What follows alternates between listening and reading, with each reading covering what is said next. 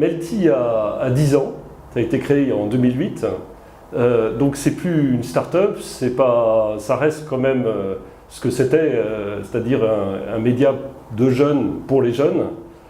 Melty est en plein travaux depuis maintenant, en tout cas depuis que j'en ai pris la tête, c'est-à-dire un an.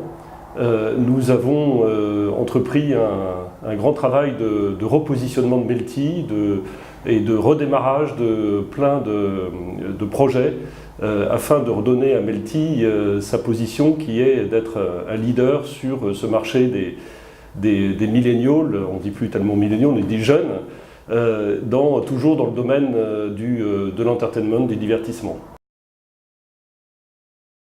Nous sommes en fait présents sur toutes les plateformes de diffusion digitale, bien évidemment, hein, on n'a pas renié le principe qui a fait Melty, à savoir le web, Snapchat, Facebook, YouTube, Twitter, etc. En fait, quand on regarde les audiences, nous battons les records d'audience sur beaucoup de ces plateformes, à commencer par le web, avec plus de 10 millions de visiteurs uniques chaque mois. Et c'est un chiffre qui est constant depuis des mois et des mois, c'est-à-dire que malgré le fait que Melty a connu des évolutions en effectifs, en positionnement, etc., ça reste de loin le leader sur le web. Nous avons ensuite plus d'une dizaine de pages Facebook sur toutes les thématiques du divertissement. Nous avons 3 chaînes sur Snapchat, 2 Discover, et nous sommes le seul média français à avoir, sur la quinzaine qui sont présents sur Snapchat, à avoir 2 chaînes, une sur le gaming et une autre sur Melty, la généraliste. Et enfin, comme je le disais, des chaînes sur YouTube, une présence sur Twitter, nous avons même lancé sur TikTok une activité. Notre ambition, c'est de couvrir le maximum de plateformes pour 2 raisons principales.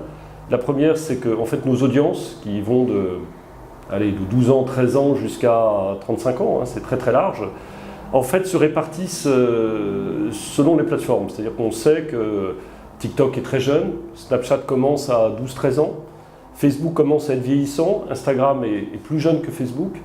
Et donc cette idée d'être présent sur toutes les plateformes, ça permet de couvrir une audience très très large.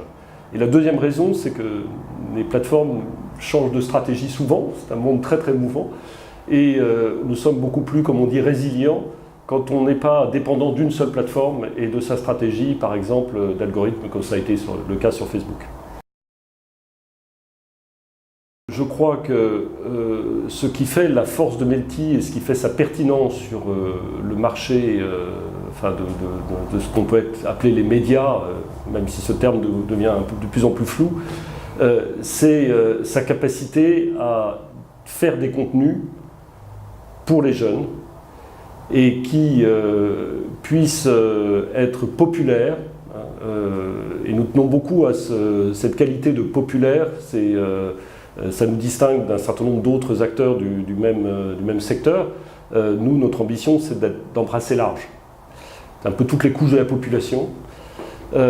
Et donc de délivrer des contenus qui sont pour les jeunes et qui puissent intéresser des annonceurs parce que, justement, on est un média qui sait parler à cette cible-là. Ce qui nous frappe de plus en plus, c'est la difficulté des médias traditionnels, et je parle au sens large, la télé, la radio, la presse, etc., qui sont de moins en moins vus ou lus par les jeunes, et qui vont de plus en plus sur d'autres médias, à commencer par la vidéo, avec un émiettement très très important, puisqu'il n'y a qu'à penser à YouTube par exemple pour voir que c'est extrêmement dispersé.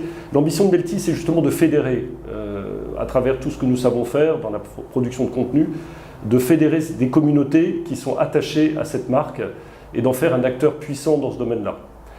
Après, à court terme, moi quand je suis arrivé il y a un an, ma mission a été très simple, c'est de rendre ce média rentable. En 10 ans, malheureusement, Melty n'a jamais réussi à trouver sa rentabilité. Alors il y a plein de raisons à cela et je ne vais pas les détailler. Mon ambition, c'est d'y arriver et je suis là pour ça et en plus je suis convaincu que c'est faisable et que ça va être fait. Voilà, pour cela il y a différentes solutions et qu'on est en train de mettre en œuvre. Nous, notre ambition dans Melty, c'est de cibler, comme je l'ai dit, des contenus sur le divertissement. Donc on se réunit sur 5-6 thématiques clés et autour de ça, on crée des thématiques. On fédère des communautés. Donc cette communauté, en réalité, elle est assez différente quand on pense à des très jeunes, et ça commence à 12-13 ans, ou à des plus vieux à 30-35 ans. Donc il y a une dispersion un peu des centres d'intérêt, et c'est normal. La difficulté, c'est de couvrir un peu tout ce spectre, et on le résout par les différents formats qu'on utilise selon les supports de diffusion. Par exemple, sur Snapchat, on voit tout à fait comment ça fonctionne. Ce sont des snaps de 10 secondes, et on fait 2 chaînes aujourd'hui sur Discover, une autre chaîne vidéo sur Snapshow. C'est des formats extrêmement courts, une chaîne sur le gaming, une autre sur la chaîne généraliste. Bon, ça permet donc d'atteindre cette communauté assez jeune. Sur Facebook et Instagram, on est, comme tout le monde, à fond dans la vidéo. Donc des vidéos dans le temps, on faisait plutôt sous la forme de ce qu'on appelle la curation, des vidéos qu'on produit, etc. Et aujourd'hui, de plus en plus, et même maintenant quasiment exclusivement sur nos pages, des vidéos qui sont avec des contenus longs et qui créent de l'engagement. Parce que ce dont on s'aperçoit, c'est que cette communauté Facebook qui au début surfait beaucoup, était extrêmement peu fidèle, etc., en fait cherche aujourd'hui des contenus qui font sens.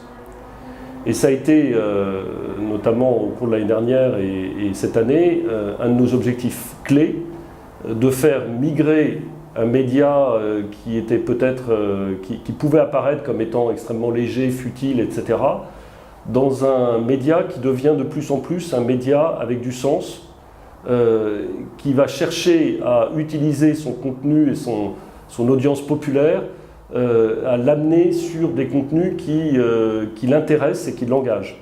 Alors comment on fait ça? Tout simplement en gardant encore une fois notre ADN du divertissement, mais à travers les personnages, les personnes qui incarnent ces secteurs, que ce soit la télé-réalité ou les célébrités comme on dit, ou les séries télé, on va essayer de les faire parler sur des thèmes sociétaux. Par exemple, Miss France qui va parler de son enfance et de ses problèmes de harcèlement scolaire, ou Jessica Thivenin, une star de la télé-réalité, qui va parler des violences conjugales. Grâce à cela, on crée de l'engagement avec nos communautés. C'est ce que demandent de plus en plus ces communautés autour de Facebook, d'Instagram, etc.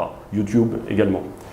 Ensuite, on a le web, où le web, les communautés cherchent clairement du contenu qui l'informe. C'est de l'information. Ça va être sur les séries télé, la télé-réalité, le cinéma, etc. Donc on va faire de l'exclusif, on va faire du premium. Voilà. Donc en gros, on couvre un spectre très très large de contenu, mais toujours avec une idée que derrière, c'est de l'engagement qu'on veut obtenir. Dans la mesure où nous avions un problème de rentabilité historique et une audience forte, il faut aller dans le sens du vent, si je puis dire, enfin de la réalité actuelle, c'est-à-dire faire du programmatique. Aujourd'hui, la seule façon claire de monétiser l'audience que nous avons sur le web, c'est de passer au programmatique, ce qui a été réalisé et ce qui fait qu'aujourd'hui, Melty fait plus la moitié de son chiffre d'affaires sur du programmatique. Voilà. Le deuxième levier pour un média comme Melty, c'est évidemment ce qu'on appelle le brand content ou les OPS.